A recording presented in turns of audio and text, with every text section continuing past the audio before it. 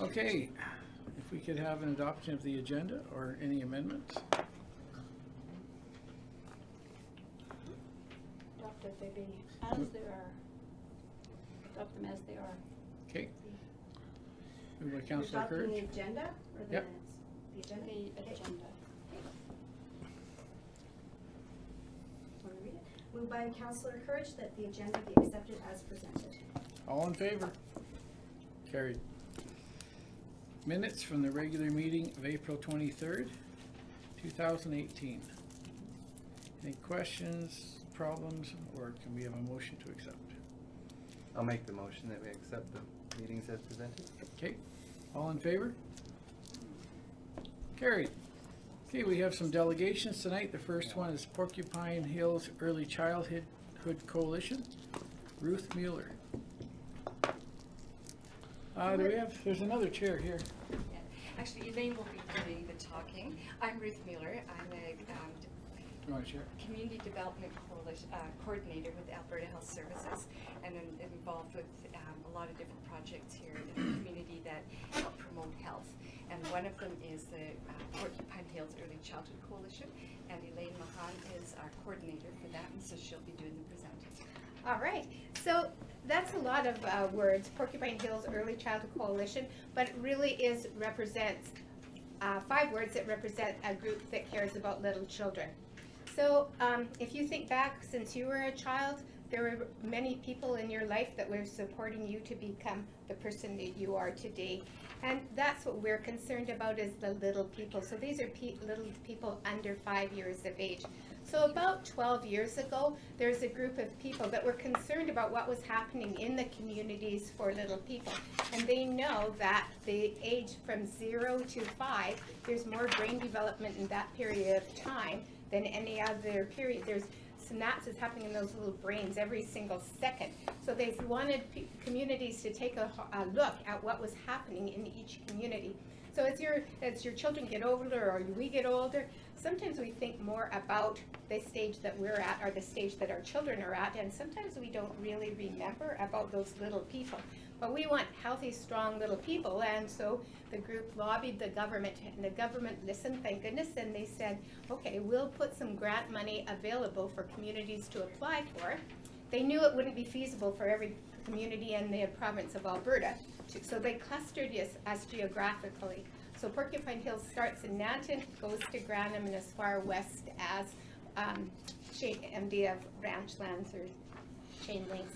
And they also knew that there's probably not one program that's going to fit all the communities from Fox Creek and Medicine Hat and Pincher Creek. So they asked communities to look at what was happening in their community. They also knew that data was important, so they partnered with education, and they had all kindergarten teachers do an assessment on the little children. So they had lots of things in place, so then communities could apply for grant money.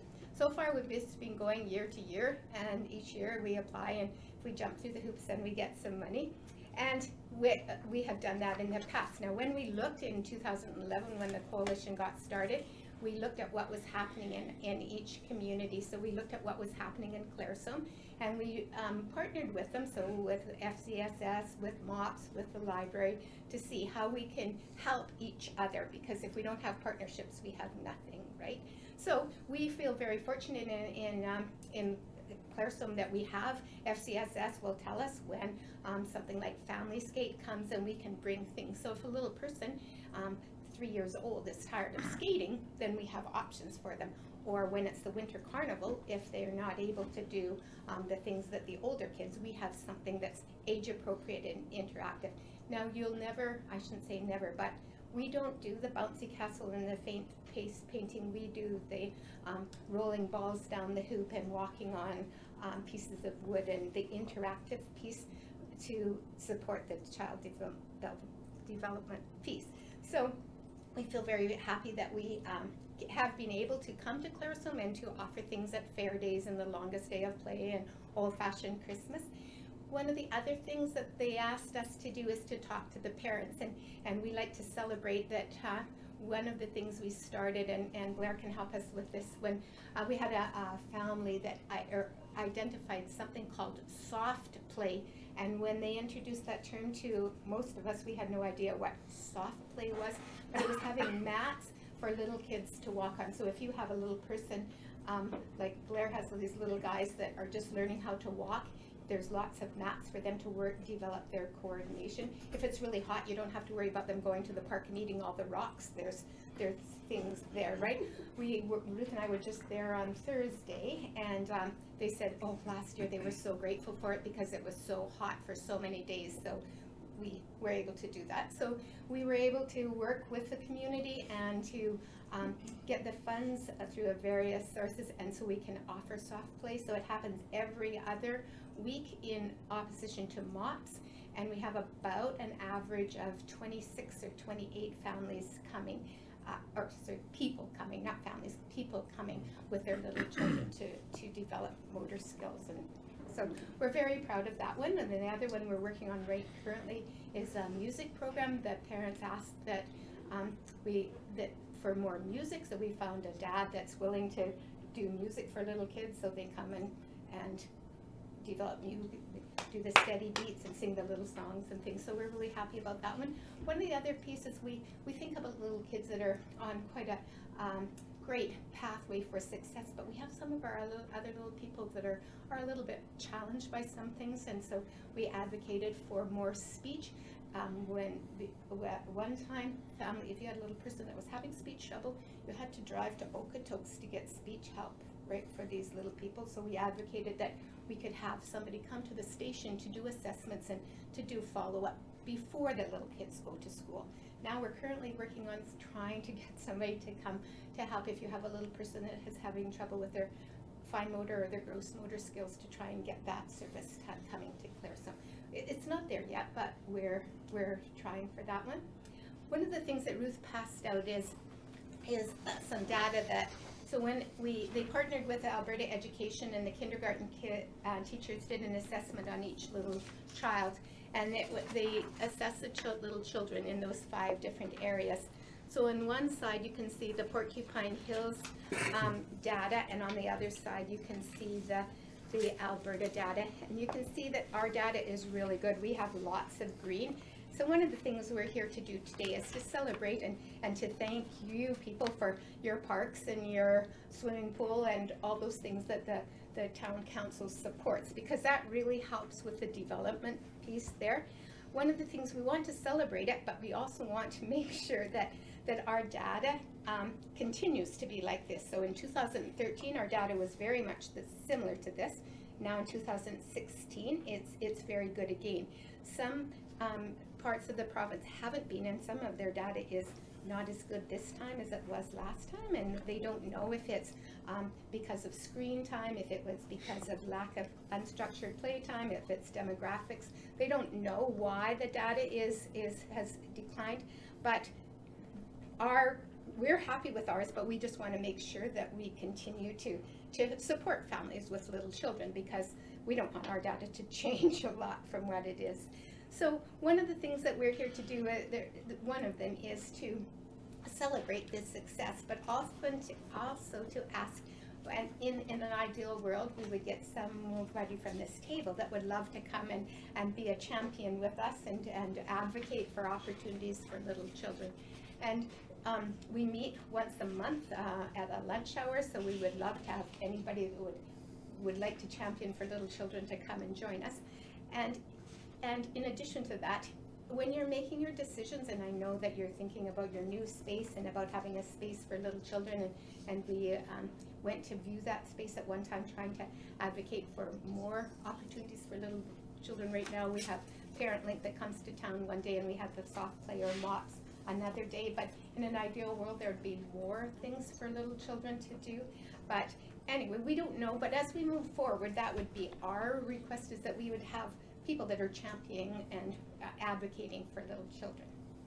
So, does anybody have any questions that they'd like to ask me? I love that you call them little people. Oh, good. What lunch hour, what day of the month? It's a Thursday, and it's the first Thursday of the month. And we do it by video conferencing, so we have the site in Lethbridge, in Claremont at the library here. Library. And then it's through the library system, the Chinook Arch, that they connect all of us together. So it's pretty easy to come for an hour.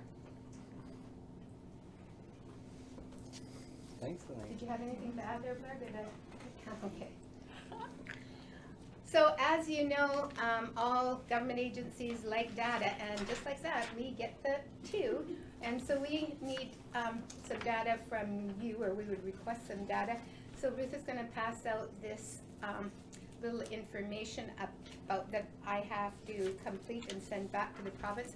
They really would like strong partnerships, because they feel that if we don't have that, and they would like us all working together to advocate for things, and so that they're going to, Ruth is passing out an evaluation that we have to submit. Thank you. You submit this? Well, How often do you do it?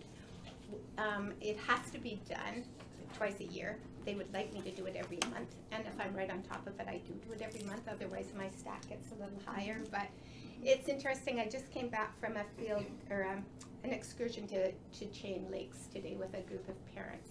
I had 13 families come on a school bus to go to Chain Lakes. But sometimes you don't have time to just sit like this and talk to people about things that we're trying to do. Sometimes you just get to play, and that's okay too. And so then I don't always have data to submit, but I submitted as that we had, 13 families that came, and they told me this and this and this, but it's not the number piece. So if I'll fill in the top part, if you just fill in that little Okay. grid, and that's good. And if you don't want to fill in anything at the bottom, that's okay too. Can we give it back to you later? Sure, yeah, and if you want to just save it and drop it off, or I can pick it up, or I'm back on Thursday, so if you want to leave it at the front office, that's good too. How about we get them all done and turn them into Marion, and we'll have Marion call you later in the week so you can pick them all up? Sure, yeah, like I say, I'm here on Thursday, so I can Okay, pick them I'll up at have the her- front office. That'll work for you? Sure, yeah, that's Perfect. good. So we all know that strong children mean strong communities. By helping families with little children, we're helping to develop our future doctors and accountants and farmers and athletes and parents and grandparents. So if we all work together, we can get lots of things done. So thank you very much. Thank you. Thank you. Very interesting.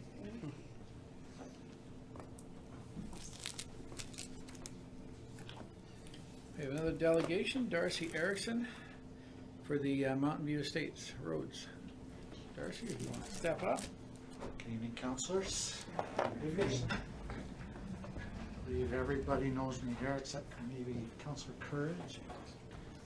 We met once, I know, but you were busy at that time.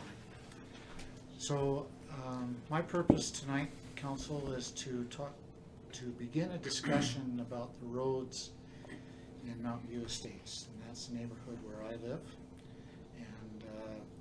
And I think everybody got a sheet that I had prepared beforehand. Would council like me to go through it with you, or okay? Yeah, it's yours. So this is what I prepared. My professional background is not in engineering, so I'm not totally qualified, but I will explain towards the end what my basis for some of the things I'm asking for. So there's two roads in Mountain View Estates: Mountain View Crescent, which is kind of the ring road, and then Saddle Mountain Road, which goes between.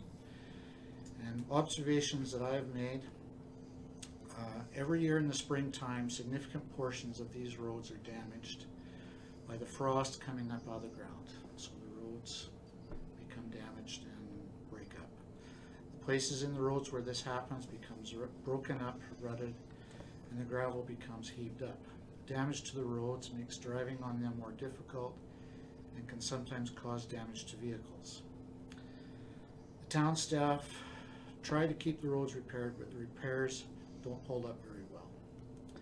There are usually sections of the road that need repairs every year. It appears as though the repairs are not a very high priority, as there is a section on Saddle Mountain Road that was damaged in 2017 and has not been fully repaired yet.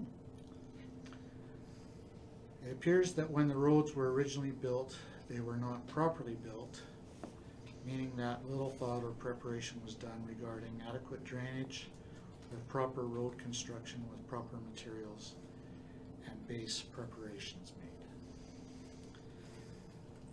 Previous work that has been done, approximately 5 or 6 years ago, I don't remember exactly, the town of Claresholm hired a contractor to properly grade the ditches to allow water to flow as good as possible whenever there was significant rainfall.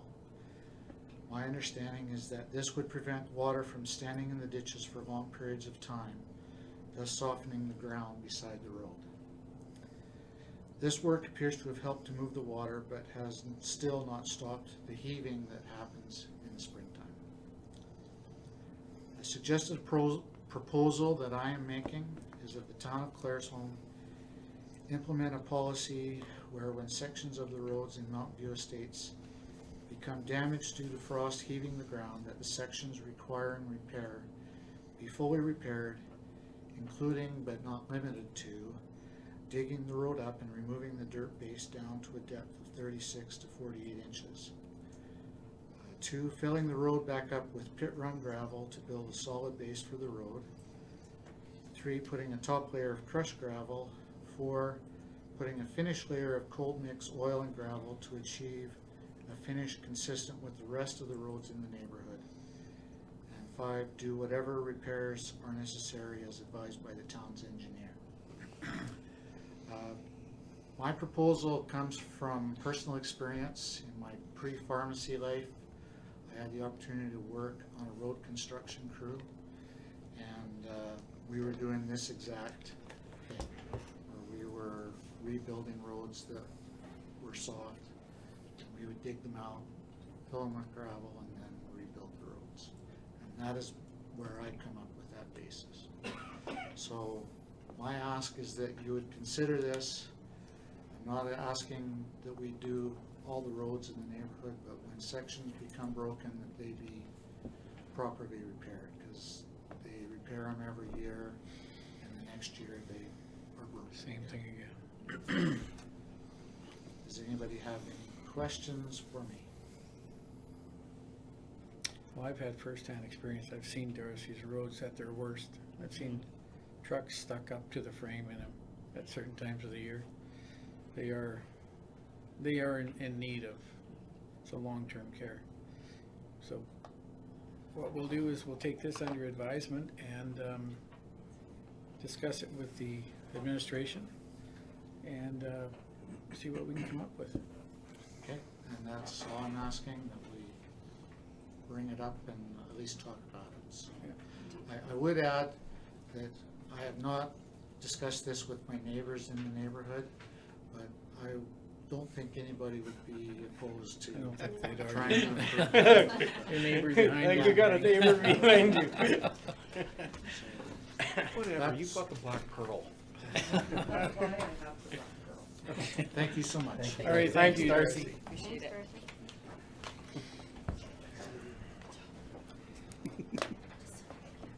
Okay, we'll move on to bylaw 1638, the road closure bylaw. That is those roads on the east side. We now have approval from, and the signature from the province. So we can move ahead with getting that in place. So we need second and third reading. Do you guys want any more explanation? Blair's got a whole bunch of it if you need more. No, that's still that same, Yeah, so we're still talking about the same ones that were, yep. I Do make a they have any motion. plans, oh, sorry, Oh. do they have any plans for these things, or we're just taking the road out of We're their? just taking that subdivision out, and then if somebody comes forward with a proposition to subdivide it, then they'll start from scratch. Because the way it's laid out, apparently from talking to Orsk, Right, and it's not laid out very well at all. It's got no exits, it's got no flow, so. And we're paying taxes on empty lots right now. So this will Okay. be to turn it back into a field, ready for development if anybody comes along and wants it. residential, Residential. Yeah. okay. if somebody would, Make a motion to give her the second reading. Oh, sorry. I think he Brad. beat you. He did.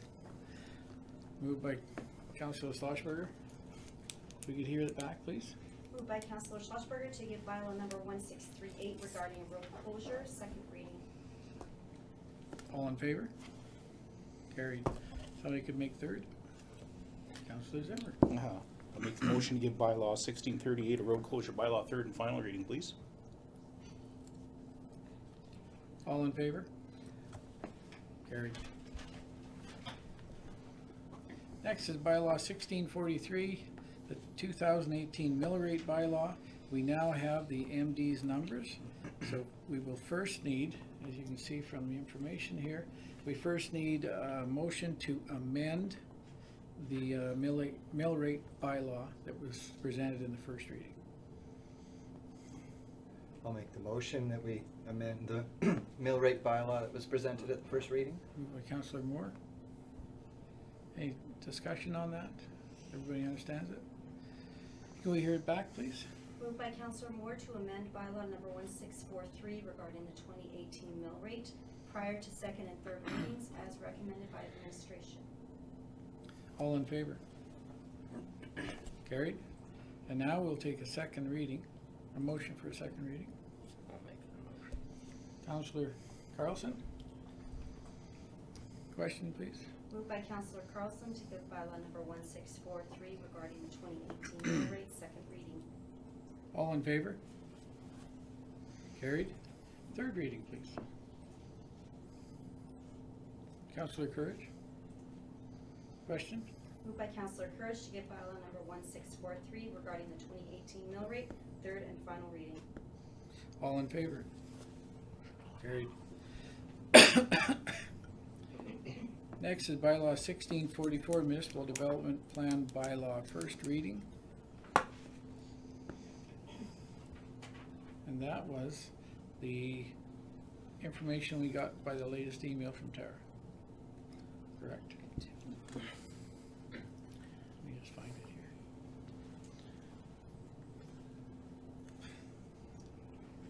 Here it is. And did everybody get the email on the changes to that? To what? Nothing changed from our meeting though, correct? Sorry, this is not regarding the email received from Tara, this That's is not- regarding the municipal development plan. Plan. The email from Tara. Oh, was this is for regarding the other one. number five. I'm thinking of the wrong one here. It didn't go far enough in my agenda. Correct. Okay. So we've all been through the municipal development plan. Gavin's here. Would somebody like to do first reading? I'll give her first reading. Councilor Zimmer? Are there any questions you have that arise from reading it for Gavin? He's here. Any queries? Not since we went I over it. think we quizzed them enough. Yeah, we did kind of torture him last time. Just a pat on the back for getting it done. Yeah. Okay, question please. Moved by Councilor Zimmer to give bylaw number 1644 regarding the municipal development plan, first reading. All in favor? Carried. So it'll go to the next agenda and there will be a public meeting for it. I gotta flick through this. Yeah. Big document. It's so big.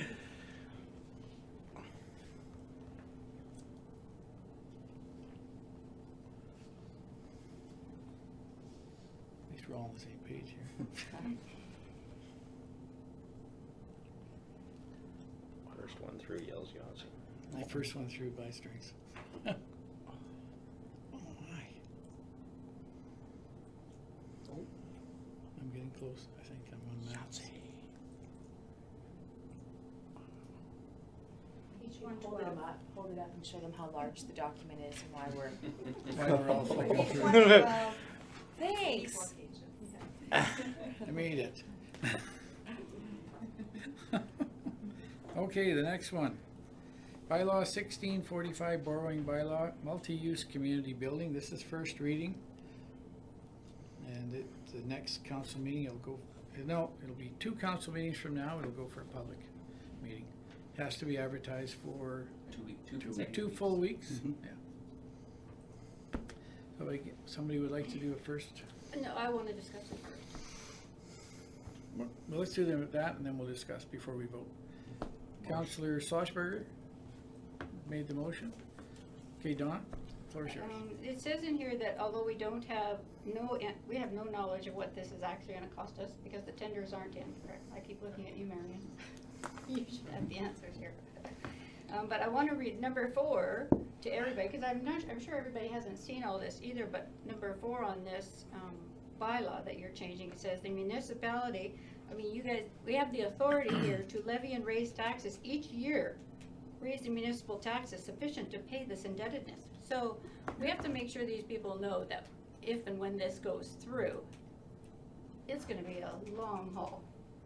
So, I think that was made very plain at the open house. There was documentation laid out for how many years, exactly how much it would affect our taxes. So as far as information, that information is on our website now, that presentation that was made. So it's, and the standard, and something like this, you said, it's like our, it'll be coming up later. One of our other tenders came back higher than proposed. You adjust it.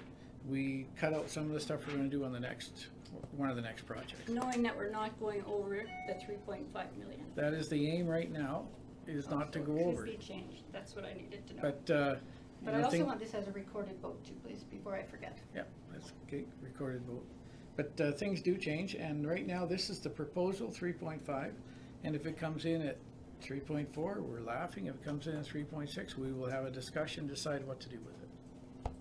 And that's just standard operating procedure on this type of thing, because you can't put it out for tender until you have all your ducks in a row and ready to go out for I tender. understand that it has to go to tender. I want to make sure that before we increase it any more than it already is, that it goes back to the people so they can decide, not just amongst us. Well, that'll be a discussion at the time, not now. Any other questions about it?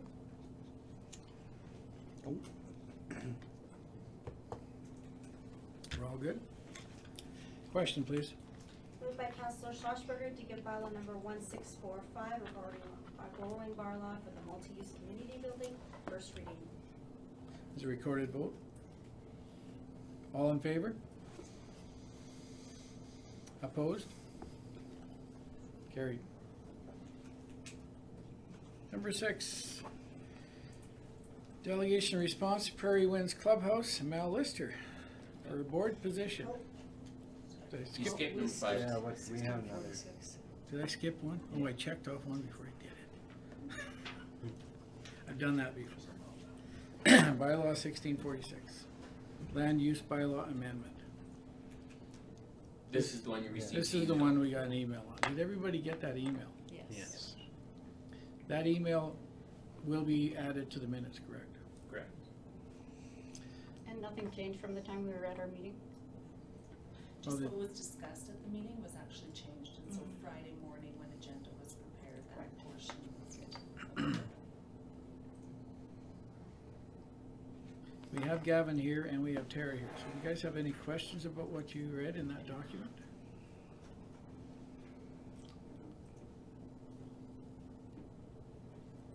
Okay, if we could get a motion for first reading.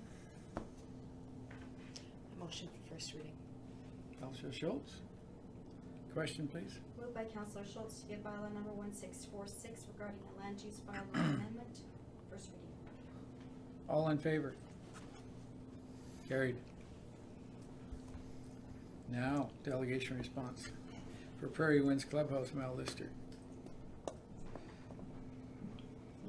So you got, thank you. Sorry to bring you out, Gavin. We talked a bit about this, Marion, myself, and Lise. And we're not, can you hear us, Mel? Yep. You want a megaphone? Big ears, yep. And we're not sure at this time if there's a benefit to both sides to have somebody on your board. So the proposal is, and Lise has agreed to do it because she is on the FCSS board, to come in and sit in as a liaison for a few meetings, and then we Okay. can make an assessment. Or Okay. actually, Lise will make the assessment if it's beneficial for both sides for her to be doing this or not. So we're gonna do it on an experimental basis and we'll see what the outcome is. Okay. Is that all That'd be right? really great. Probably take a few meetings, so. Yeah. June the 12th, 6 o'clock. Well, you can, Lisa will give you her contact info, she's got the cards. We'll send you Can you send me an email? Lisa will give you contact info for Awesome, well, herself. thank you very much. No, I won't. And I don't think we need a motion for it because it's not a permanent situation, it's just an experiment. So we'll take it for information at this stage. And Lisa will bring it back to council in a couple of months and we'll discuss it again. Okay. That sounds really good, thank you. Okay. Thank you. Doug, sorry, Mr. Mayor. I talked with Mary about this morning, and she kind of mentioned that this is maybe the, position that you wanted to take with this, and she had kind of suggested maybe a motion would be appropriate. You want a I motion had now? sort of prepared a motion along those lines, and maybe just to kind of clarify what it is we're doing, and then, Yeah, it won't hurt to get are it you down on okay paper. with that? Yep. Okay, so, We gotta listen to the rule maker. to determine, I'm just gonna finish this up, just based on what you just said. Would somebody like to put their name on this motion? I don't think it should be Lisa because I'll she's put going to do it. my name on that. Councillor Carlson.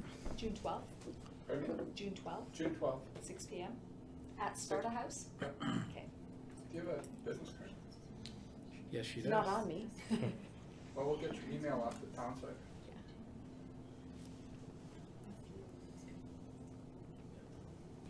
Just a hop, skip, and a jump for you.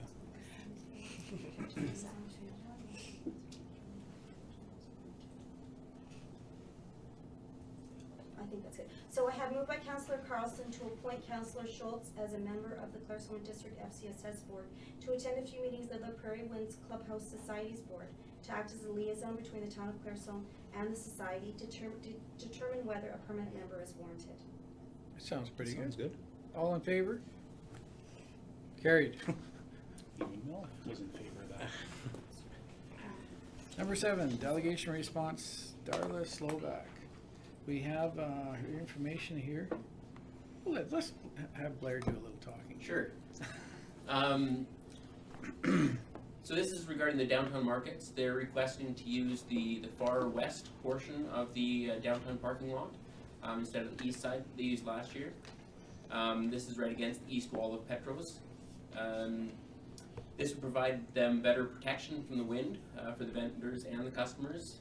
So they're requesting to close off the north and south entrances of the parking lot on the west side. Administration's concern is that this will greatly hinder the safe utilization of the whole parking lot.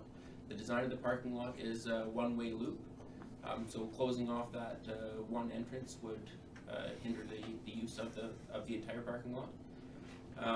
But administration has no issue with them using the west side of that parking lot and blocking off the lots or the parking stalls there, but would recommend leaving the entrances open.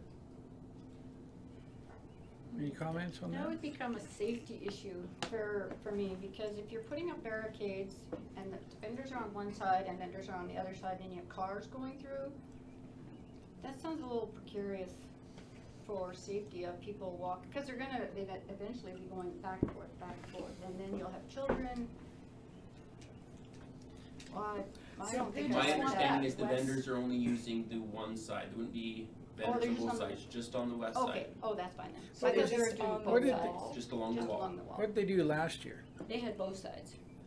Last year both they were on the parking. east side along the They were on the The alley. west side. They were on both They sides. were on the west side. They They were were on on- the farmer's market That- was on the west side, Right. the Saturday market was on the east side. East Oh, side. okay. Yeah, so Farmers they were market using was on both the sides, so So I don't they know just how they wanna would set get it up around that. So all But of them that- but are not on on the same the day. farmer's No. market set up. It was not on the same day. But not- for, my comment to this would be, how long is the farmer's market? About 3-4 hours? Yeah. And so if they, for 4 hours, if they had to enter the alley over by the post office and use the east side of the parking lot for an exit, could people not figure that out for 4 hours a week? I If think we for did safety, signage. I don't like the idea of traffic going by vendors that are trying to sell their wares. I find that, Yeah, it's not a good idea. I agree completely with Councillor Courage that that's just, a hazard. Safety. I If don't there's agree good with it. signage, that could work. I don't agree with it at all. So signage would put them down the alley, and then they could use the correct side, the east side of the parking lot. That'd be my recommendation. And I think it would draw more people in, right? If you know you're not gonna risk getting hit by a Yeah. car. But You the just way- close the two ends, then people can just be roaming around in there. I think the way a market is designed to draw Designed. people in to hang out. Well, especially if you got people, they're gonna pull in there and park on the east side of that half, and then back out towards vendors. I just find that, That might not work though, because in part of this structure here is they want to use Ringrose Park for the. but that's the a different seniors. night. It's on, oh yeah, it's on Wednesday. Yeah. All right, sorry. And that one, there'll be lots of parking for, and you're not, Mhm. you're not out in the parking, but these are two, I think Don is correct, you're in a parking lot, so I think you should make it safe. More than just cordon off the stalls, that's just not enough. Did we have any issues with the way the farmer's market was set up last year? I don't Again? believe from administration point of view, no, just with the wind. So all we're talking about is that one, what would be considered the inside of that parking lot Yeah. on the west side, and putting barricades up down the middle, and leaving the exit side of the parking lot with both exits on the north and south ends of the east side of that parking lot open, right? So, And the alley for an entrance. And it says it's on Wednesday as well. It says right here, Wednesday farmer's market so all their, and Saturday. So isn't that the night they have the singing thing is Wednesday? No, night? singing things at night though, after the farmer's market's over. Yeah, the market ends and then. Yeah. Are they at the same time? No, I'll do it 5:30 to 8:30 kind of thing. They coincided I last think year. coincide. They overlapped. But they're still not, the vendors all pack up and leave, so it's not, I don't think you have to have it closed for that period, because that's not the concentration. But definitely when the vendors are there, I think it's, I wouldn't wanna see it. so Have we got any feedback from the other store owners down there? Like that, they don't mind having a farmer's market and a vendor and having half that parking lot shut down for their business? I'm not aware of any feedback. I think you're causing a safety issue. I mean, it's a great idea, People but going from the that's market parking. over to Ringrose Park again, they're still gonna be crossing over that alley, so even if you redirected them, well, I guess if you put barricades on both sides, they'd just have to really watch before they. Yeah. I know parking is limited Scary. and that parking lot is often full. Yeah. I think that's why it was suggested this way when we spoke to Mike and stuff, the concern is that that's a lot of parking stalls that you're taking out of the equation. Yeah. That's the biggest issue, it's Yeah. not so much, and then you have to think, like, if you're going to have the farmer's market at 3 in the afternoon, you have to block that off in the morning, so that the cars are not there for 3 in the afternoon, so I mean, you have a full day where there's no parking on either side, and that's why when we were talking about what we could recommend, it seemed more reasonable to just block off that one side. Now, I realize you're saying it is a safety issue. I think if you were able to block off far enough over from those stalls, like coming in from the west towards the east into the center, you can still have those parking stalls so that they're able to be used without causing safety issues for the people that are running the market. Because it's just that if we're doing that, you are going to affect the downtown businesses and the people that work downtown by taking the whole thing. It's a huge area Yeah. to block off for a market that starts at 3. At 3. Are Yeah, you going right. to, so they're gonna have parking on the east side of That the was- west parking lot? The east side won't be brought, so they'll be able to park there. Yes. So again, it goes back to the issue, they're parking, now they're gonna be backing up into the people that are in Into the the market behind. barricades, there'll be barricades all the way down that Yeah. side. Is there enough room And for then that? in from Yeah. those barricades is going to be the vendors. Okay, as long as it's safe, I'm good That's with the that. idea, and that's why we just recommended it be this way.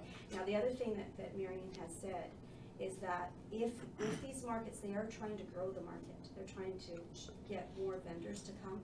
If that changes and there is too many vendors and there's too many people, we'll have to revisit this. and adjust. Yeah. I mean, this isn't written in stone, but this is just a start. Let's do this as easy as we can without using too much town staff time to get these barricades out and without limiting the parking spaces that are in that downtown lot. There should be no town staff time, Well, this is the thing, so. because part of the agreement is they're gonna have to, Marion and me talked about this, they're gonna have to put up and take down the barricades. And that's a lot of barricades to Yeah, put it's up. not, because that's gonna, town staff is not gonna be put into this at this time, and we'll see how that goes. So from what Mike had said when we spoke about this is he thought, and like the other issue is, there's an issue with the storage of the barricades too, right? You're gonna have quite a lot of barricades that are going to be down there. So the idea was, the town staff would go out, put the barricades out there Wednesday morning on that west side, and get them so that they're ready for the market. Then the farmers market people will have to take those down, and they will store them until the Saturday market. And they'll have to find a place, either it's behind the dollar store or whatever, they will store them, and then, once again, like, it's all about the barricades and how this is gonna work logistically without tying up the town crew and that sort of thing. And we have to be careful with our barricades, because Mike says that oftentimes what'll happen is if they're left down there to just anywhere, they end up in the middle of a street. The kids pick them up on a Saturday night, they end up like weird places, you know, so. Well, they're hauling their tables somewhere for storage. Where are they storing their tables now? I never asked that question. Each vendor brings their own Do they? Oh, okay, used to be at the arena, the farmer's market provided them. So now it's up to the vendors to bring their own. So do we have to change this motion to make sure that it's only on the west side of the parking lot and all the exits and entrances are open? Or is that explicit enough here, other than the west side parking stalls, barricades are not to be placed to block the Yeah, entrance? so that's the way it was, and then I just added at the end, if the markets become too large, this could be amended as necessary. Yeah, that's good. Well, I guess we'll give it a try, if you guys agree. Somebody would like to make a motion? I'll make that motion. Who was first? I was He looking. can do it. Councillor Moore. Okay, question. Moved by Councillor Moore to allow the organizers of the downtown markets to use the downtown parking lot for the dates and times as proposed for the 2018 season. The town will provide barricades for the events and set up the barricades for the Wednesday farmers market. Other than the west side parking stalls, barricades are not to be placed to block off entrances and exits to the parking lot for these events. If the markets become too large, this could be amended as necessary. Gives us an All in favor? Opposed? Carried. Okay, on to the next. Correspondence, Alberta Urban Municipality Association, Municipal Leaders Caucus. This is pretty much, take this for information.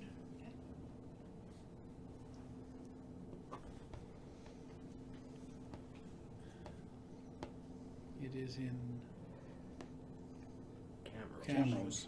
I was gonna say Canmore. We but could be it's going to wrong. a conference every week if we wanted to. It's way too much of the stuff. Number 9, correspondence of Alberta Urban Municipality Association again. A letter of support for the Trans Mountain Pipeline Expansion Project from UMA and our members. Now, if we agree to this, they also would like us to put our info, our letterhead or something, send it along so they can put it on the They're just wanting the mayor's name and the town's logo. on the town's bottom of the logo. letter. Yeah, that's what I just said, the town's logo. We should Or definitely letterhead. support this. Oh, definitely, Yeah. we should support We this. have to support it. So if somebody would like to make a motion, I will. Councillor Courage? And we'll include in that motion that we will provide the mayor's signature and the letterhead or town logo. Question? Moved by Councillor Courage to allow AUMA to use the town of Clarsum's logo and the mayor's name on their letter of support for the Trans Mountain Pipeline Project to be sent to Prime Minister Justin Trudeau, copying the premiers of Alberta and British Columbia, as well as the Federal Minister of Natural Resources Canada. Before we vote, the only other thing, I don't wanna amend it, but I would like copies to go directly to Pat Steer and John Barlow. I talked to both of them on the weekend, and they would like to receive a personal copy, not CC'd to them, but a direct mail to both of them. Okay, all in favor? Carried. Number 10, Fortis, and this is just information, it's their approved rates for 2018, which we have no say in anyway, so. Number 11, the AGM for the Alberta Southwest is June 6th in Waterton. Donna, would you like to, Yeah, I'm going. do you want to make comments on this? It's their AGM. Their annual general meeting, they probably like everybody else, they say the meeting's gonna be very short and mostly just enjoy Water Valley. If anybody's interested in going, get a hold of Marion. Bev Thornton, yeah. Or Well, Mary. first, Marion will do all the booking. So, because it's right on here to go through the CAOs, so. If any of you guys are interested in going, I've been a couple of times, it's a good function, it's a lot of good information. If enough of us went, we could carpool down there. So, take it for information at this stage, but if you are interested, please let Marion know.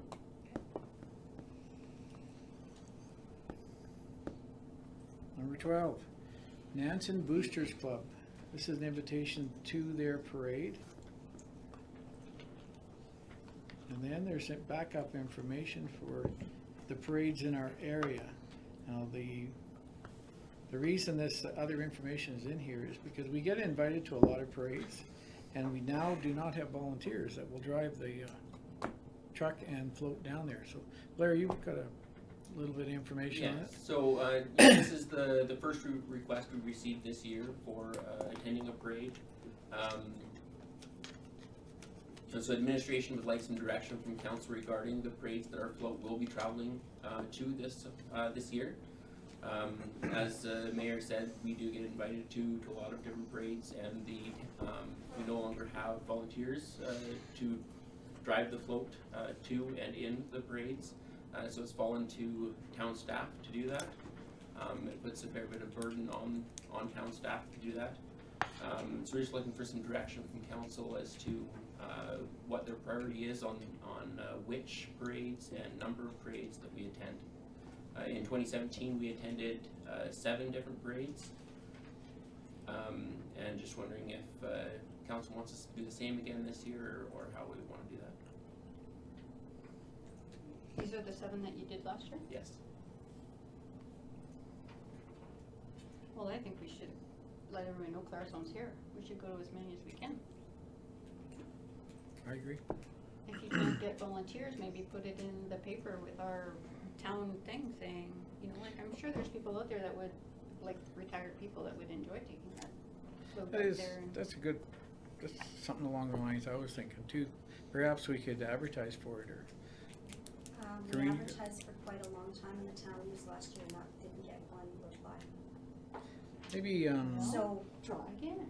I can Maybe- certainly keep trying, but it was just, it was. maybe put an ad up down at the drop-in center. Mhm. Or the It certainly senior wouldn't hurt center. to keep trying. I mean, it costs money to send town staff, it's overtime, or time in lieu of, so, you know, it adds up. But I personally would like to see us continue to go to these towns that are in our area and maintain a presence, but that's just my opinion. We Anybody? could, talk to the senior center. They have lots of people there that, Yeah, that's that's a great, location to be looking at. Lots of people there. Yeah. Time on there. Any other comments, or? I have a question, just Blair, were they working on the float yet? I don't believe Or work has started on float for yet, this year no, then, we'll just but go it with is it? part of the budget, and I don't know where we're at with that, but we are looking to improve the float this year, yes. Any other comments or questions, or? Not a big fan, but Anybody like to make a motion that we support Well, either for direction, support the 7 we did last year, or just support this one and we'll discuss it some more. Do you have a motion, any direction? I'll do going for 7, seeing if we can get volunteer drivers. And if we're really, really stuck, then you might have to drop one, but we might as well try. Try for them all, I would say. Yeah. Same ones as last year, or same number as last year? Same number, Yeah. well, same ones, because So those would are all that mean you'd irrelevant. be- Would that mean you'd be writing to them, yes, we're coming? No, doesn't mean you're gonna respond to them necessarily, it just means we're gonna put in some effort to make it happen. Okay. And it may not Yeah. be the same setup, just because I don't think Bellevue has one this year. That's what I was gonna say, Some don't, communities, like for example, Stately only has theirs every 5. Oh, and that's not listed on there, we actually did Stately's last year, I forgot about that. Oh, Stately is- That kinda happened and we were surprised because we didn't realize. it Well, was- how about the motion, we do 7? yeah, but don't, Would that work? as long as we don't landlock ourselves into a town, just, No, we're just, no Yeah. list of names. 7 Okay. great. I'd like to see us go to the Calgary Stampede and really solicit the big Providing city we can get businesses and bring drivers. it I to think you gotta put in for Clarisome. years, a couple of years in advance. Well, Okotoks what better is a way good- to advertise Clarisome than in the big city? We want people to retire here, we want businesses to come here. I mean, that'd be great to see Clarisome there. Or like Calgary, or like Gavin said, Okotoks, something close to Yeah. the city. And bigger. so Well, let's, I let's think shoot for if- 7 if we can find help. And you don't have to actually stake the 7, we can just see where we No. can get in and where we can get volunteers for and go from there. Okay, so how do you want your motion? How do I wanna word it? We should do 7 parades, accordingly to volunteer. But try for bigger ones, not just these, not that I'm not thinking little towns are Group great, updates. but if we're trying to promote Clarisome with our float and we're now revamping it, we should get to places like Okotoks and Calgary and, I mean, Well, how about- Lethbridge, yeah, the bigger cities, cause that's where we're gonna get our input from, residential and business-wise. People are gonna start seeing us out and about there and saying, hey, How about we, a suggestion would be, could you make your motion that we do up to 7 and leave the volunteer aspect out? Because if we can't, we'll use our staff. let's do up to 7 and try for some of the time. Yeah. Can we add that part? I don't know, it's your motion. Try for, bigger cities, is Okotoks a city? I think it is. Thanks. I Cities, think it's like right on the Calgary, cusp, it Okotoks, is. Lethbridge, even one of those would be nice. Something a little bit.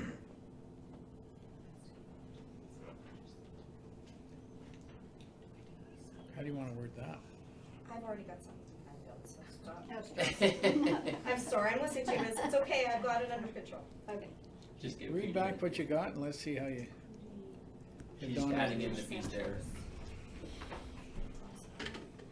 The other thing, sorry, is, we had mentioned in the RFD about how much the cost of the parade candy is, so I have that in the motion as well, up to $1,000.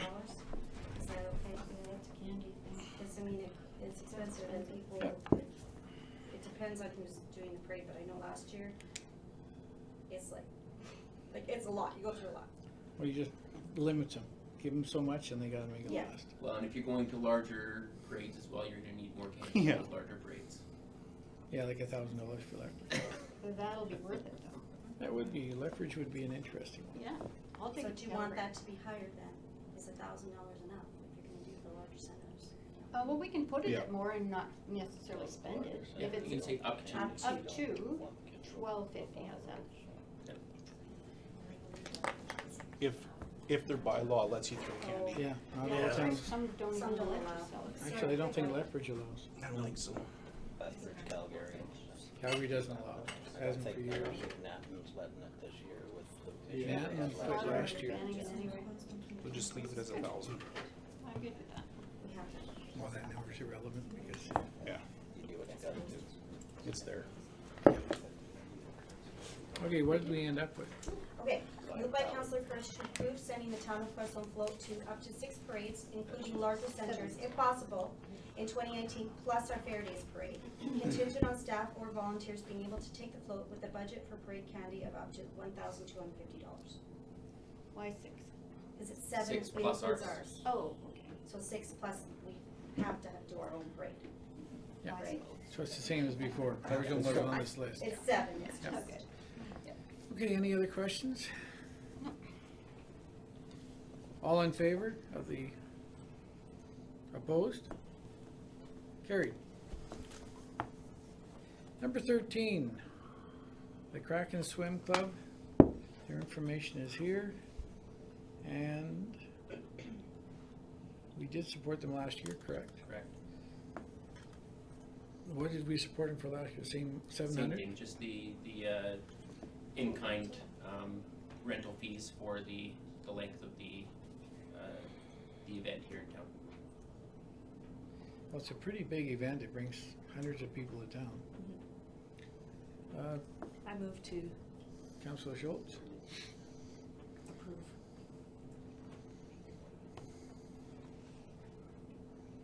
Any discussion, any questions? Question, please. Moved by Councillor Schultz to support the Claresholm Kraken Swim Club's annual swim meet June 8th and 9th, 2018, and waive the cost of the pool rental fees of up to a maximum of $700. All in favor? Carried. Number 14, correspondence, Claresholm District Transportation Society. We've got a letter here requesting some changes to our token program. I've talked to Marion about this because I feel there's not enough information here.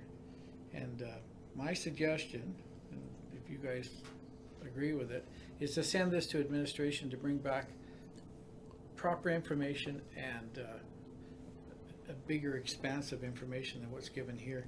Because this is, to me, this reads like the Transportation Society is in trouble. And I don't think that's the case. It's just the way it's presented. So I think we need more. It's the seniors that are in trouble. Yeah, but I think we need more information. Could we have them come and do a presentation for us? That's a very good idea. Maybe we could have administration do a little more homework on it and have them come to the next council meeting or the next one that we have room for them. Do we have? They have a really comprehensive presentation they could do that I think would be really helpful if we asked. Could we do both? Are you guys okay with that? I just don't think there's enough information here for us We to. haven't changed this in 25 years. Well, that's why I don't feel like, my first question was, are the seniors even using the Transportation Society with tokens? Well, I got them to pull the information up for me. They don't. They don't use them now, Tokens aren't so. enough. They're not enough. They can't afford to take. But they the never, taxi. even when they were, no, they don't use them for the Transportation Society. They're hardly ever used there. So that makes me wonder, well, first we gotta do a little research Yeah, and look see into where it we more. sit. I don't wanna I don't wanna see a motion go through on something we don't truly understand. So if that's okay, I'd like to send that back to administration and recommend they bring a more comprehensive report and possibly request a delegation come forward and explain themselves. That okay with everybody? Yeah, 'cause it doesn't say in here what it even costs. All they're doing is getting $2. Like, I can't, it's gotta be more than $2. It's gotta be more than two, yeah, you're right. So It's gotta they be just more. can't afford to take it anymore. So we need to make it more feasible for them to use. Yeah. Yeah, and we'll get a better feel for, because I'm sure they're not going broke, and that's kind of what I get out of here. And I'm sure they're in good shape. Well, Yeah, you there's would just a know lot that. of holes, right? It's not explaining. It's too Yeah. great. Yeah, It's full and they holes. have actually a really good presentation. I think it would be helpful. That would help us a lot. Yeah. Okay, we'll move on from that. Take Do it you for wanna make a information. motion to refer it back to administration, or? Do we have to do that? Well, Marion had suggested a motion, so I did formulate one. Okay, If someone wants to. Councillor I make Schultz. a motion. So I have moved by Councillor Schultz to refer the discussion on taxi tokens to administration for further research and information and to report back to council. And also to have the Claresholm District Transportation Society come and make a presentation to council as a delegation if possible. All in favor? Carried. Claresholm District Museum is the invitation to their seasonal grand opening, May 18th from 2 to 4. We'll take this for information. It's just if anybody has time to go, Gavin will be there with his guitar. And won't you, Gavin? Yeah. I'll wave at you out the back door. Happy May long. 16, request for decision, letter of support for Kin Club Claresholm. Now, this is a little more, there's more information to this than just what's here. Blair, I'm sure you have a presentation for us. Yeah, so the kin clubs of Clarison are continuing their work to try to connect and create pathway or walkway systems throughout the community. They are continuing their work with they have a project to build a trail system out west of town. They also recognize this opportunity to help support the town to build or to apply for a grant to build the pathway from Division Ave up to Durocher Drive along 8th Street. This will help to ensure the safety of the children traveling along that road to the school and back. They're looking for a letter of support from the town of Clarison for their grant application for this. It should also be noted though that the Kinsmen are applying for this grant to help support council, as this is council's priority to build this section of pathway. Their priority remains to connect their pathway going west with the pathway from what street is that? Westland Drive. And so they're just looking also for some, I guess, assurances or support from the town that will remain a priority of council to continue that pathway there, as well as down to the Storm Pond access roads. So just for clarity, the Kinsmen are gonna put all of their grants and money and sidewalks on the west side, north end and south end and north end.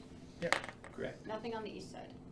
Their focus is for the kin clubs is for children, and that's where their priority is for the safety of the children in that area, and they couldn't apply for more than one grant in a year, so they couldn't apply for that as well as over by the lodge. Yeah, Durocher Drive is important. So that would be basically two motions. You want a letter of support, All they're looking for right now is a letter of support.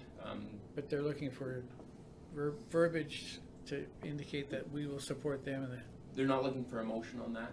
They're just wanting to make sure that the council is aware that so we can take that part for information. Of where their allegiance is, what they wanna have constructed, regardless of what we wanna do. Correct.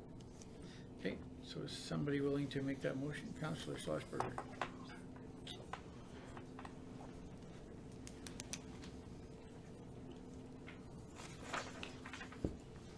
Question, please.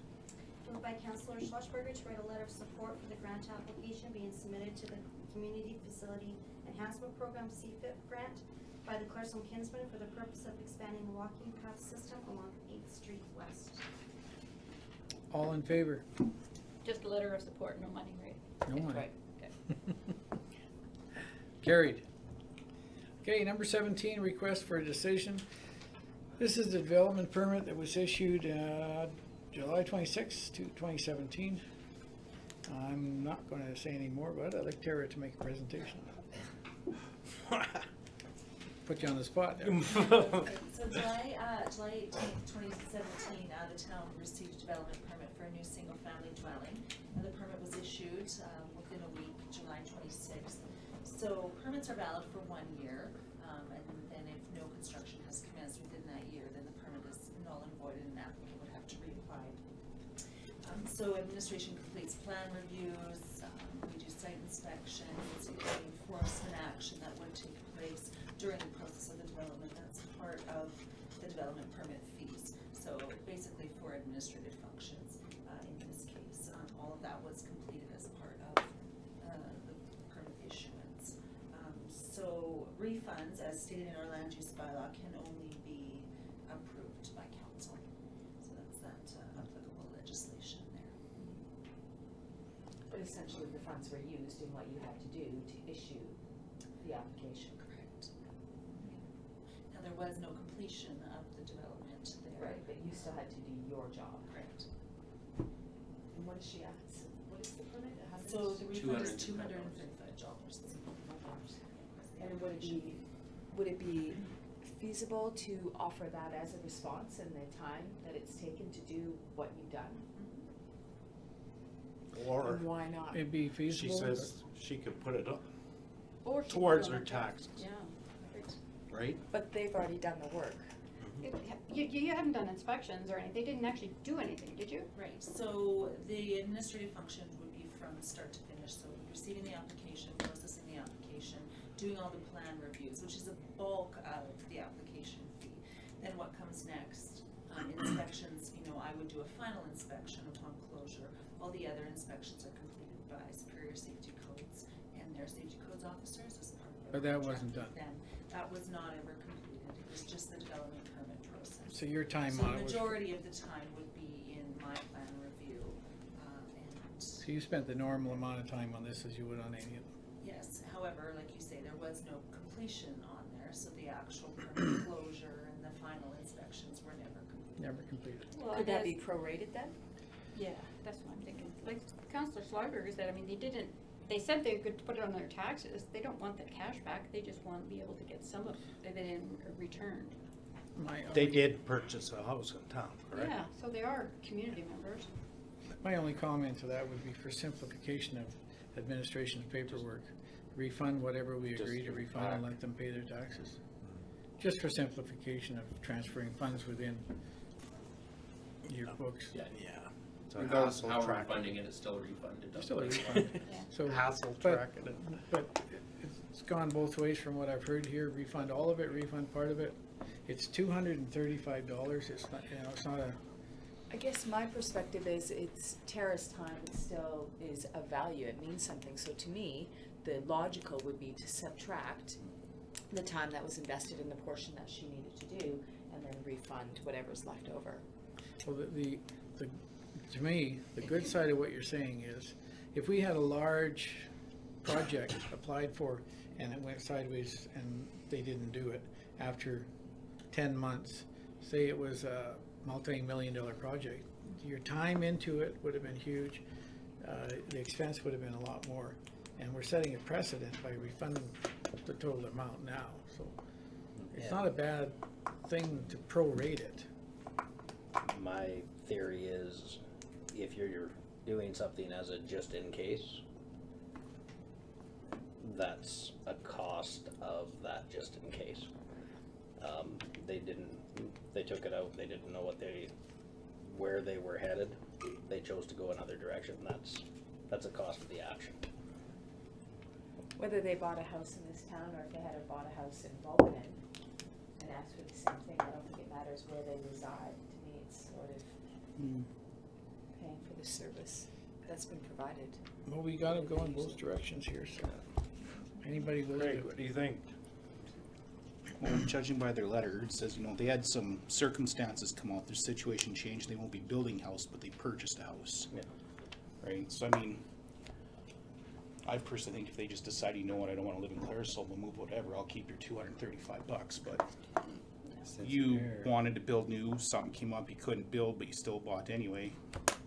Shit happened, stuff happens. Time frame, they couldn't wait long enough.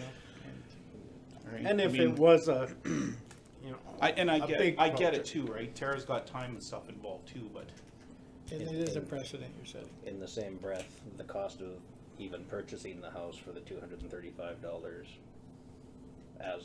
as a consumer, I don't see it as I chose to take that. I didn't use it. I buy a box of cereal, I leave it on the shelf for 12 months. I'm not going to take it back to the store and ask for a refund. But these people bought a house here, so they still Yeah. pay their taxes, they still pay their bills here, they go to the stores, they use all our things, you know, so in all, $235 seems a little irrelevant when you've got your citizens here. Like like you say, if they left town and went somewhere else, that'd be different, but they're still here. But that's what I'm saying, it shouldn't make a difference whether they bought a house here in town or if they went to Vulcan. The point is, the work was still applied. I think that it sets a precedence if it was a developer who was, and you did a gazillion hours and then they canceled out, they're not gonna get a refund for it. So I can get a partial payment back, sure, whatever didn't get completed, but for the work that's been done, I don't know, it's like kinda getting your nails done and then halfway through saying, I changed my mind, can I have my money back for the half you've already done? How would you prorate that, Tara? Do you have any idea? Or could you? I mean, you could separate it out, over half would probably be, specifically on the review and the permit issuance, right? Compliance with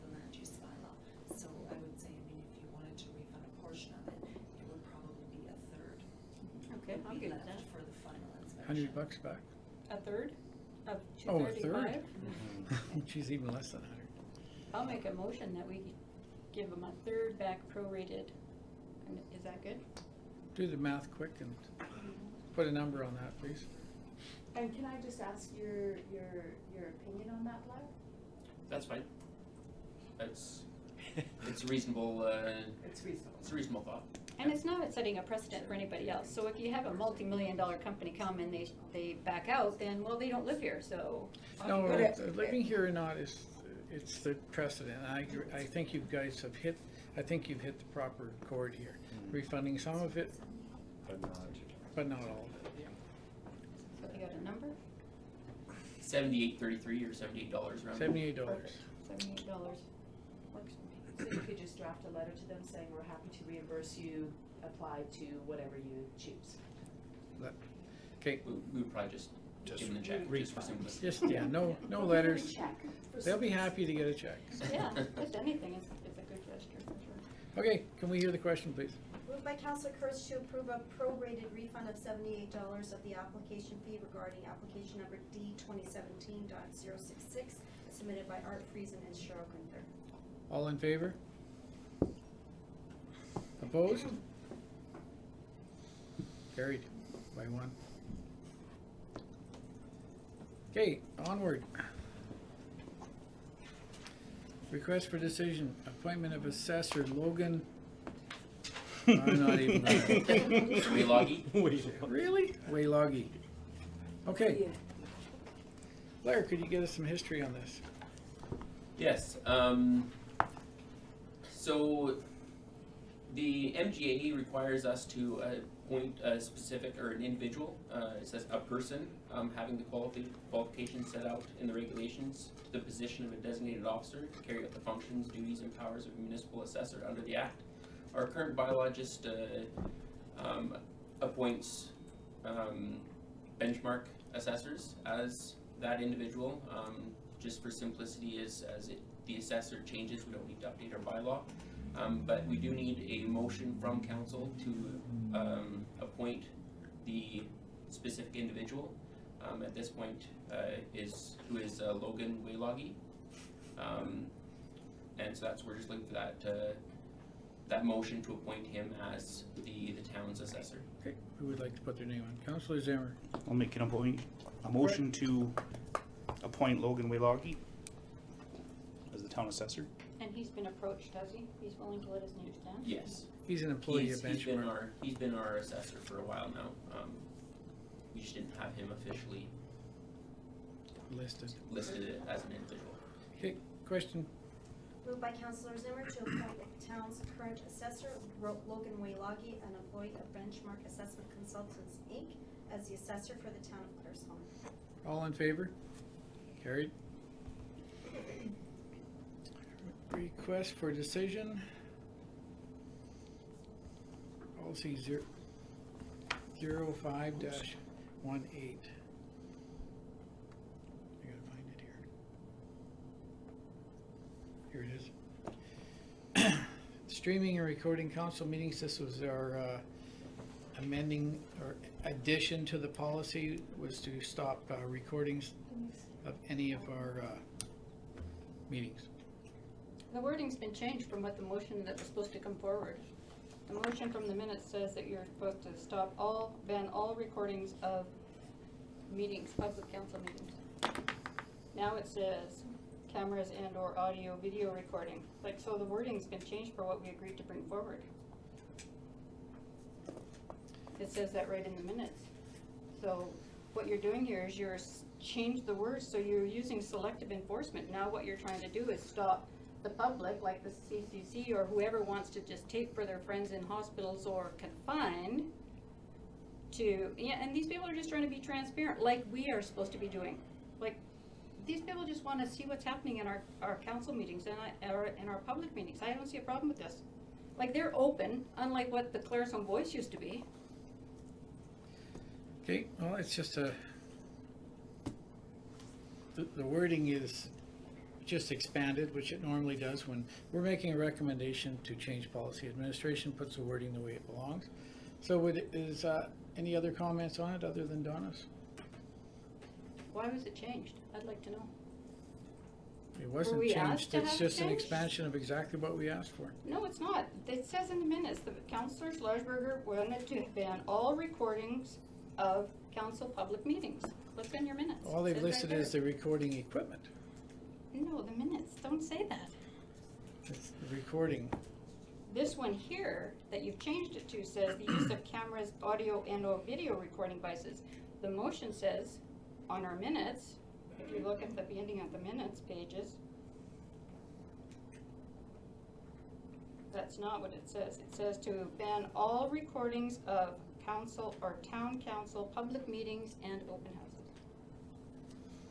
I'm just To gonna me, throw a it's- stab in the dark here. I think the reason why it was split to put just cameras, audio, and video, and not all,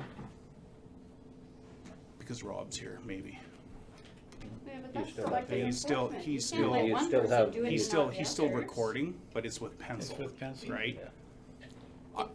I don't know, Still I'm just, Selective enforcement, you cannot do that. We hire administration to I'm just take our, thinking if you take put it our all- motions, interpret them properly, and put verbiage forward that works for the aim that we had. And I believe this hit exactly what we were asking for.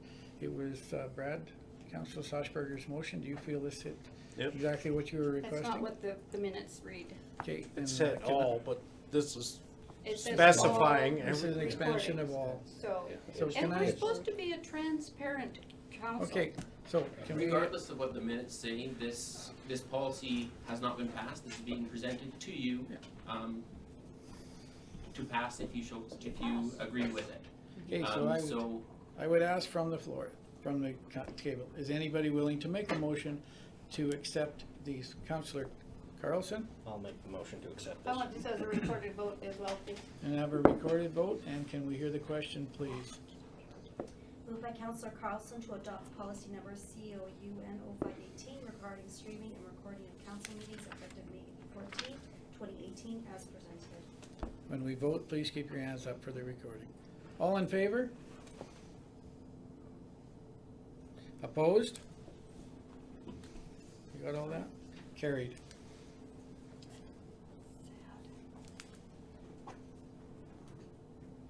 Okay, the next one is request for decision recycling contract.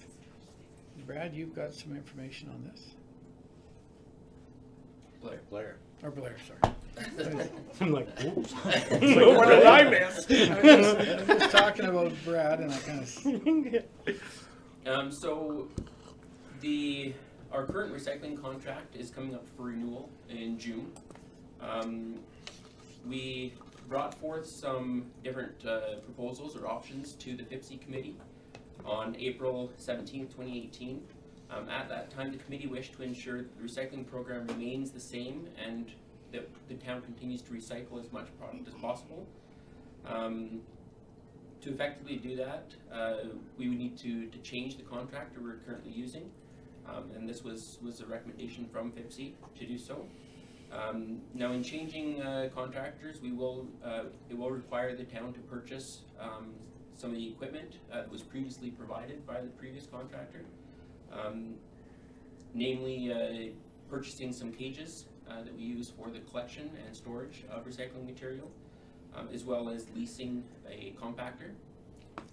The lease of the compactor will fit within our regular operational budget. However, the purchase of the cages is a fairly large one-time expense that would be an out-of-budget expenditure, estimated at $7,343 and change. And so we would require a motion of council to approve the out-of-budget expenditure for these, as well as a separate motion to enter into a contract with Cascade Recovery on a one-year trial basis to continue with our current recycling program. Could we have a bit of an explanation why we're changing? The provider that we currently have right now takes up to, if I remember right, is 4 or 5 things, and the rest of the stuff kind of, to my understanding, is landfilled. Yeah. This new company takes a lot more. They'll take, yeah, it was up to 14 items. So if you're gonna, your recycling is going to recycling now. And nothing goes to landfill. Nothing goes to landfill with this newer company. Other than organic. Perfect. Other than organic, which doesn't go to landfill, it goes to compost. So Thank you. that was the main part of it. Thank you. And just to clarify on that, though Cascade does accept up to 14, our current program wouldn't allow us to collect all of that, which is why we're just looking at a 1-year contract to allow us to further review the recycling program and hopefully increase the number of items that we do collect later on. Yeah, the plan is for us to stay the course right now. We'll be collecting plastic, Right. Hard metal, plastic. paper, and cardboard. Yes. We'll stay with the 4 items for now because we don't have the capacity to collect them all. If we, at the end of a year, decide to go with this company completely, it'll change the whole parameter of how it's collected, how the sorting's done, because we just don't have, we'd be overwhelmed trying to do it ourselves right now. It's a big thing to recycle. It's a big change. Are we going to be able to take the $7,307 out of reserves? Yes. The proposal would be to take that out of the operational reserves. The general operational reserves. And so let's say in a year's time, we feel it's not that successful, what can we do with those cages? Could we Sell sell them. them to someone? We should be able to sell them used, Okay. yes. Okay. Can I Okay. move that we go with the budget expenditure? Okay, can we hear back the first motion, please? Moved by Counselor Kurtz to approve the out-of-budget expenditure for recycling cages in the amount of $7,343.63 to be funded from operational reserves. All in favor? Carried. Next motion. Councilor Zimmer. If we could hear that. Moved by Counselor Zimmer to enter into a contract with Cascade Recovery on a 1-year trial basis, keeping the existing recycling program. All in favor? Carried. Number 21, request for decision, Storm Pond revegetation and pathway tenders. Blair. So this is, we tendered out the work for revegetating the Storm Pond area as well as building access roads out there, as well as to build some of the pathways in town. We had originally designed this tender to include a number of different pathways within town, some of those pathways being provisional or deletable from the tender, depending on pricing that came back and what fit within our budget. The tender did come back over budget for the pathways, so we did I guess delete the majority of the pathways from that tender, keeping just the pathways to the north from Division Ave up to Duroshi, as well as one, as well as on the east side from Patterson Park up to the lodge, and then one small piece from the south access of the water treatment plant down to the storm ponds. Now even with deleting what we did out of the tender, we still are a little bit over budget.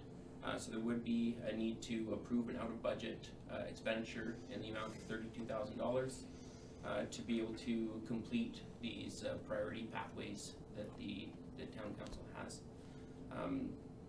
And this is coming as a recommendation from FIPSI. But the Duroshi pathway on here, wasn't that what we just said that the Kinsmen were looking after? They are helping to fund it, yes. So how come that's on this list as well? Because it was part of the budget and they are only putting some of the money in and writing the grant to be able to get some of the CFEP funds to support it.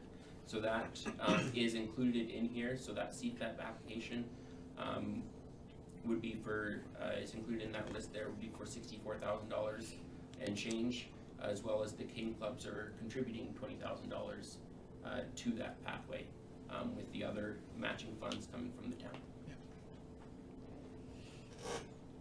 And so we require 2 motions here, one to approve the out-of-budget expenditure of $32,000 coming from the capital general reserves, and a second motion to award the contract for this to Boss Games Inc. Okay, anybody willing to make the first motion? I'll make that motion. Councilor Carlson.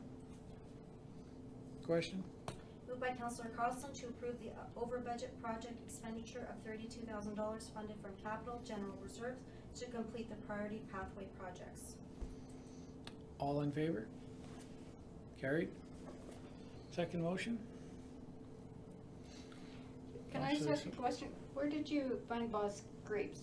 Is that, where, did you bring in tenders for this? Yes, sorry, there was tenders, we received, I believe, 4 different submissions. And Bosscapes was the low tender and the one recommended by Associated Engineering. That's on the next page. It's, they're all listed here, the tenders that were received. 158. Okay, Councillor Schultz made the next motion.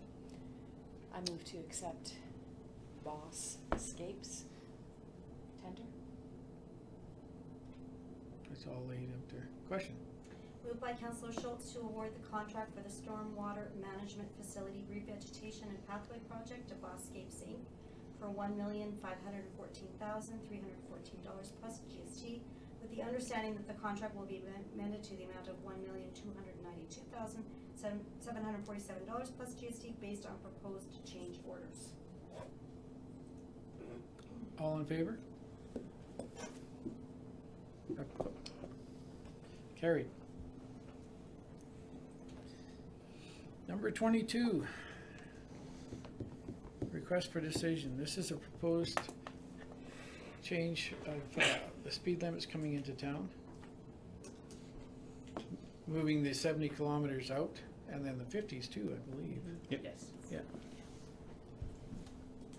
Does anybody need more explanation? How far are we moving? 70 kilometers? So It's right here on the map. basically, how I understand is the 50 will expand to where the 70 is, and the 70 gets bumped up to close to where the 110 is.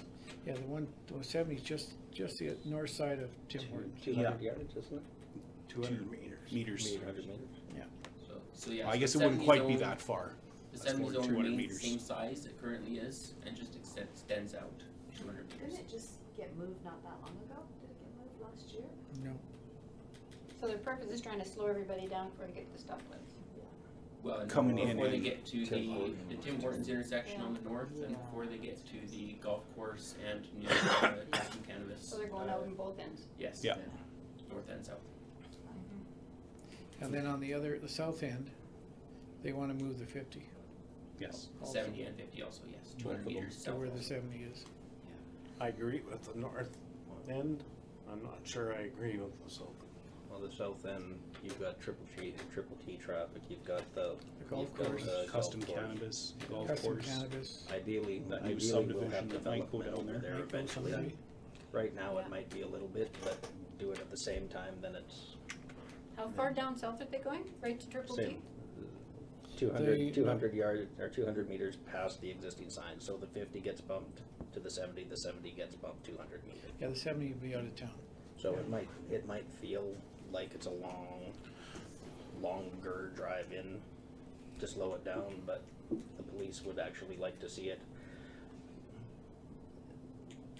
Thought pattern is that maybe by the time they're hitting max, they're down to 60 instead of 80.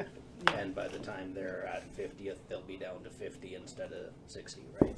And we do have some expansion going to the south now too, so.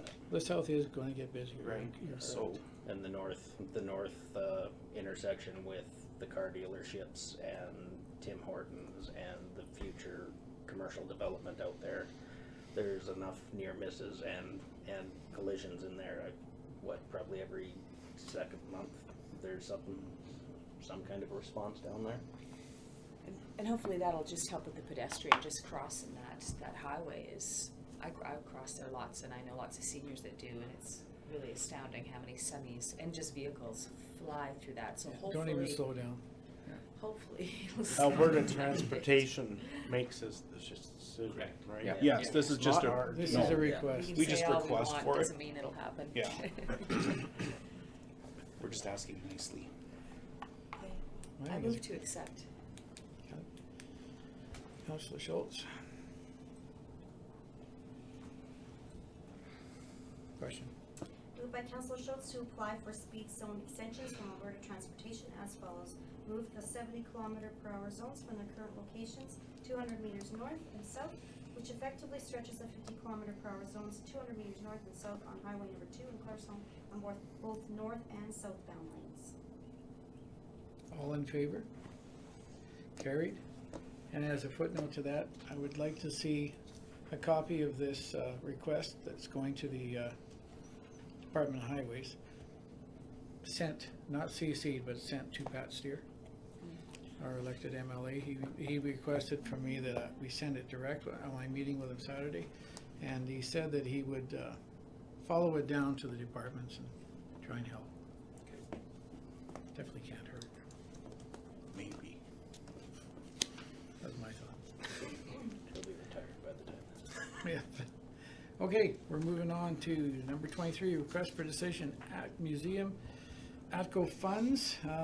They are requesting, I forget which year it was that they, 2012, they were granted, I was at the ceremony, ATCO Gas donated $10,000 to our museum, and it was put in trust until they found something to do with it.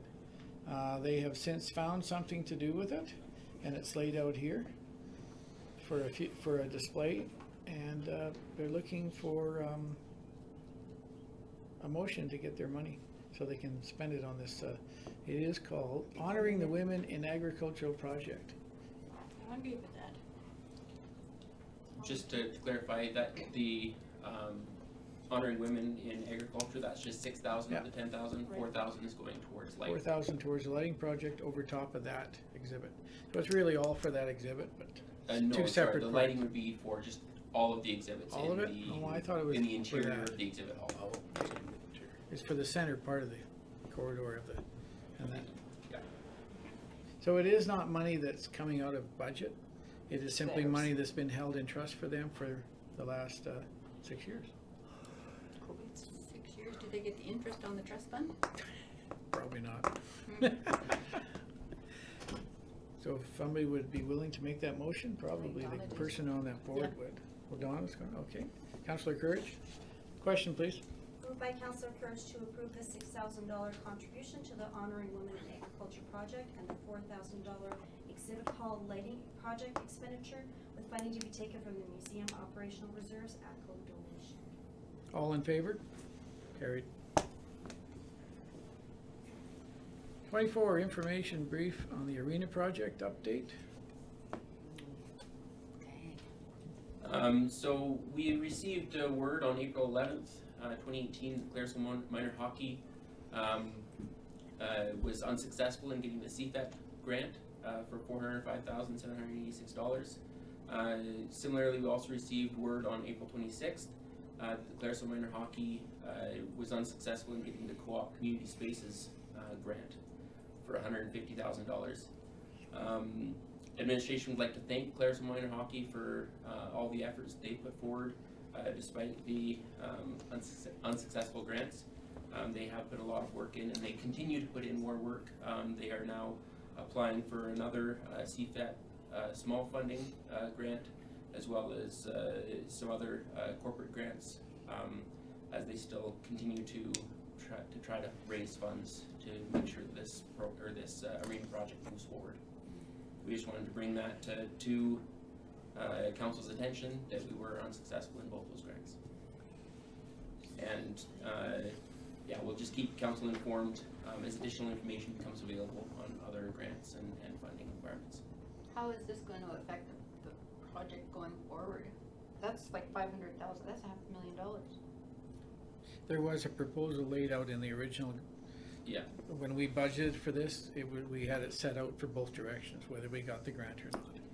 And the original budget did not budget for the $150,000 Co-op Community Spaces grant. We did budget for the, hopefully receiving the CFEP grant. We do have, as the mayor indicated there, we did plan for this contingency that we would not receive those funds, and there is additional MSI grant funding if needed, and we'll hopefully still get more grants as we move forward. It's very unfortunate we didn't get any of them, but they are going to continue applying, so Yes. hopefully we receive some of them, but this was the worst case scenario that we looked at, so. Okay, we'll take that for information. Number 25, information brief, stormwater project, phase 2. Larry, you're up again. So similar news here. So we had, sorry, let me back up. So the stormwater project began with the storm ponds that we've built down by the acreages, as well as upgrading 8th Street ditch. That project was funded through an ACRP grant that we received back in 2016. That project has so far been under budget, and so there is some additional funding left in that project. As part of the 2018 budget, we did plan for moving on with phase 2 of our stormwater management plan, which included upgrading the outfall from Centennial Park across the 520 through the golf course and into those storm ponds that we've built.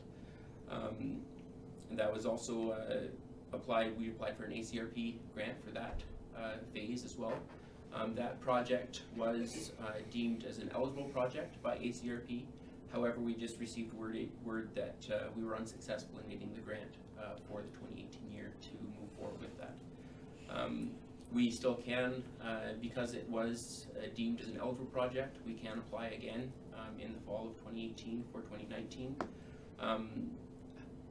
With our phase 1 being under budget though, we are looking to move a portion of that phase 2 project through a scope change of our phase 1 to include the upgrades through the golf course as part of phase 1. We're working with ACRP and Associated Engineering to try to move that portion into that phase 1 funding.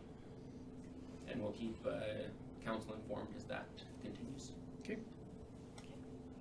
26, information brief, planning for growth. Blair? I'll turn this one over to Tara.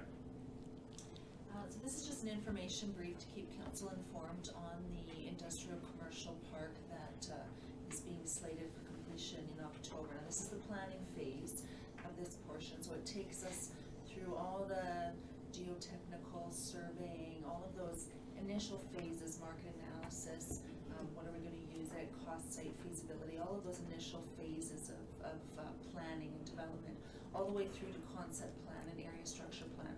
So we received 9 proposals back. All of them were under budget. We're still working to notify landowners, and according to our tendering policy, Marion will be selecting the proponent with notification by the end of this week. So at this stage, you have not had a meeting with the landowner yet? Yeah, we have, one of the landowners has been notified, and we're meeting with another one tomorrow. And so then we will. Is that the south landowner or the north? Correct. The north? No. South? Yeah. Okay. And this is what we're using that one grant that we got for, the 87,000 grant. Yes. Correct. Okay, take it for information. 27, information brief, gateway signage. This is coming from EDC. Their proposed new signs. This is for information. They're well within budget that we gave them, correct? Not well within budget. They are within budget for the purchase. They're not, but the budget does not have enough space for the transportation installation. Oh. Not sure. They're still waiting for a quote on that as to how much that's going to be. To get it here and then put it in. Correct. And the town crew could not put it in? I'm not sure. They could, I'm sure, help with that, but yeah, I don't know. We're waiting for that No. quote. Mike's getting tight on time, so plus it's electrical. Well, the electrical Right, could not be yeah. done by town, but It's got the info board at the bottom. The LED. Town was willing to take out the 2 pillars and they're doing all the demo work for town. But we may need somebody to install. So is this just an information piece as well? We are actually looking for a motion on this as well. We just want to make sure council is aware that as we, if we move forward with the proposal, that it will require demoing the current signs. So there is no going back on this. Included in your council package there is some SketchUps of the current design as approved by the ADC. I just want to make sure that council is aware and approves of us moving forward with that design and with those demo of the current signs. And do we have an estimation of what it's gonna cost to demo and? Well, the town's doing the demo. does I think count we as have a to wait cost? until it costs, see what it costs for installation and transportation. That could be as much as the product itself. So how much, are they under budget without that? Yes, And but not there's by a lot. But there's not enough room left to, Unknown, but probably not. So can what's we that? bring this back to next council with a complete package so we know what we're doing, what we're talking about? Can they give up another non-priority thing to make this happen in their budget? Well, let's bring it back and Yeah. we'll then discuss that. Brady's looking into hiring somebody to do the electronic installation, right? Yeah, he's waiting for a quote. We'll wait for numbers. Yeah, let's bring it back to next agenda. Next council meeting. We don't need a motion to do that, do we? No. 28, information brief, council resolution status. This is information. And we have adoption of the information items. I move to adopt. Any questions on any of them? Question? Moved by Councillor Schultz to adopt the information items as presented. All in favor? Carried. Motion to go in camera. Make that motion? Councilor Zimmer? All in favor of going in camera? Carried. Okay, we'll take a 10-minute smoke break. Okay, now do you want Councilor Schultz to make the motion again, to come out of in camera? Please. I move to come out of in camera. All in favor of coming out of in camera? Carried. Okay, So is it, which one is it? And is this A, B, or C? C, advice from officials? Yes. So who is making these motions? first a motion to hire, what was the corporation? By Huckville, Huckville. so Robert Harvey with Huckville LLP. Okay, does anybody want to make that I motion? make that motion. Councilor Carlson? All in favor of hiring, Do you want to read oh, read please, that? yeah, that's better. Question, please. Moved by Councillor Carlson to engage the services of Robert Harvey with Huckvale LLP to investigate a complaint in regards to the Councilor Code of Conduct bylaw, bylaw number 1641. All in favor? Carried. Okay, the next motion? Carried. I make a motion to, approve the expenditures. out. yeah, to approve the expenditures out of Out of budget, budget. covered by, it was to You come wanna out of read that? operation. Yeah, please. Out of general operational. General. That's it. There you go. Question? I was gonna say Moved by general Councillor services. Zimmer to approve the fees charged in relation to this investigation as an out-of-budget expenditure to be funded through general operational reserves. All in favor? Carried. Motion to adjourn, Councilor Carlson. It was a race, was it? He didn't take his At hand up. 9:29. I didn't take it Okay, if you seriously. could turn the camera off, please. We